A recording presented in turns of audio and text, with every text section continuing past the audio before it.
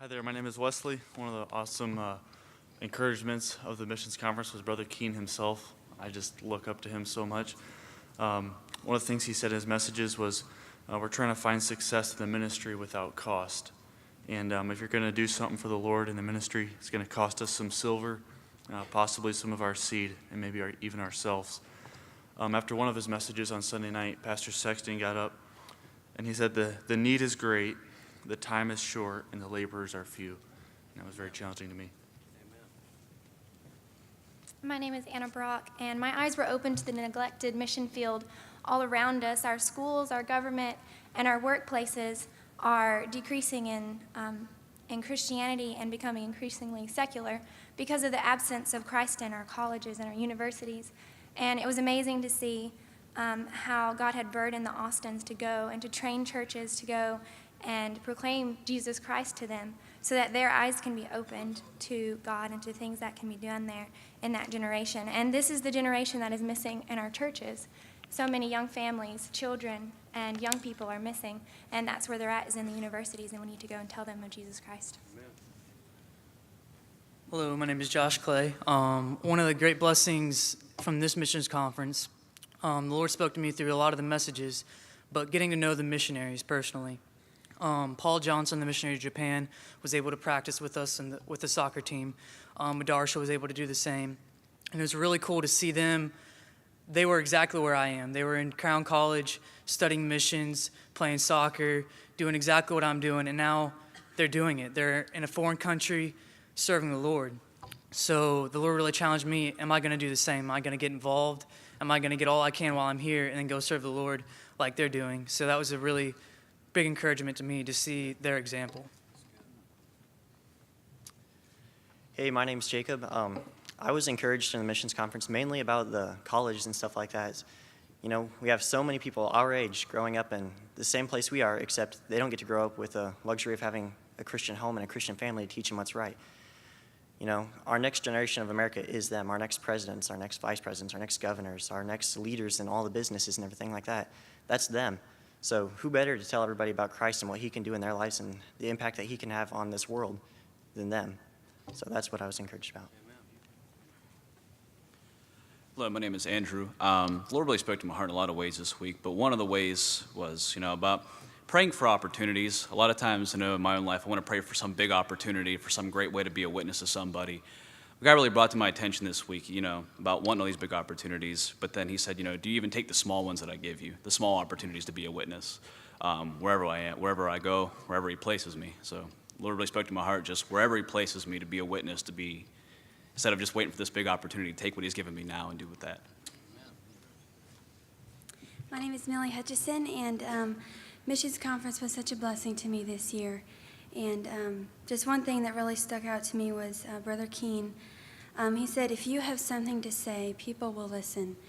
And it really just encouraged me and really smote my heart that if I make the gospel my passion, and if I speak about it like I mean it with all of my heart, that it will have much more effect, and that the Lord will use me more if I give everything I have to that. So that's something I want to share.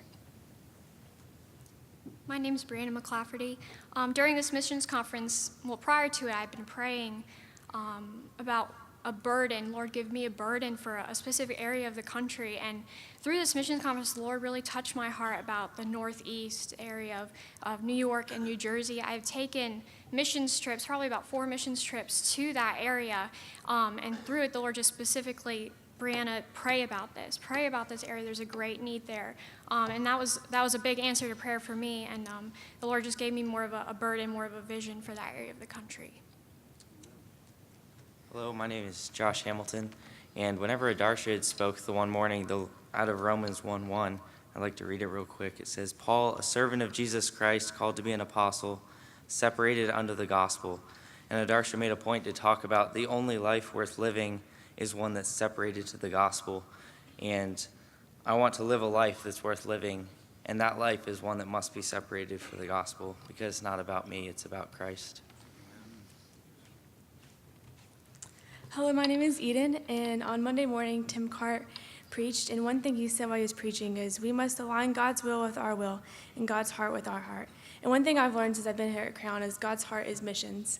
And I have not been called specifically to be a missionary, but one thing that God spoke to me this missions conference is to give to missions. And I tithe every month, but I'm not specifically giving to missions. And no, I may not have much, but I know that God can do exceedingly and abundantly more than I can ever ask or think. The Lord tells us in Mark 16:15, he says, "Go ye into all the world." And I think God, just for me, God just really impressed upon my heart just how heavily involved I ought to be as a Christian in world missions. God may not have me go somewhere permanently, but my prayers can go, my money can go, I can go temporarily. I can send encouragement to people through emails to the missionary. So I think that just really helped me, because someday I might have to give an account, what did I do for the souls in Nepal when I was given an opportunity? What did I do for the souls in Canada, in America, in Tennessee when God gave me the opportunity? What did I do for them?